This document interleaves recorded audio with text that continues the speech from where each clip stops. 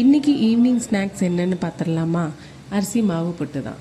எப்பவும் பண்ணுற மாதிரி இல்லாமல் இது கொஞ்சம் நான் டிஃப்ரெண்ட்டாக பண்ண போகிறேன். இந்த ரெசிபி வந்து நான் யூடியூப்பில் தான் பார்த்தேன். பார்த்த உடனே செம்ம டெம்டிங்காக இருந்துச்சு. சரி, இதை நம்ம கண்டிப்பாக ட்ரை பண்ணணும்னு நினச்சிட்டு இருந்தேன். அதுக்கு எதுக்கு வெயிட் பண்ணணும்னு நான் இன்றைக்கே பண்ணிட்டேன். நாம் எப்பவும் அரிசி மாவில் தண்ணி மிக்ஸ் பண்ணி தான் புட்டு பண்ணுவோம். ஆனால் இந்த ரெசிபியில் இவங்க வந்து 1 கப் அரிசி மாவுக்கு வந்து 1/2 கப்பு வெல்லத்தை வந்து கரைச்சி ஆட் பண்ணிக்கிட்டாங்க. எனக்கு வந்து எங்கள் வீட்டில் வந்து வெல்லம் இல்லாதனால நான் கருப்பட்டி யூஸ் பண்ணியிருக்கேன். சரி, இது வந்து நம்ம ஃபஸ்ட் டைம் பண்ணுறனால நான் வந்து கம்மியான குவான்டிட்டி எடுத்திருக்கேன். அதாவது 1 கப்பு தான் அவங்க சொன்ன அளவு.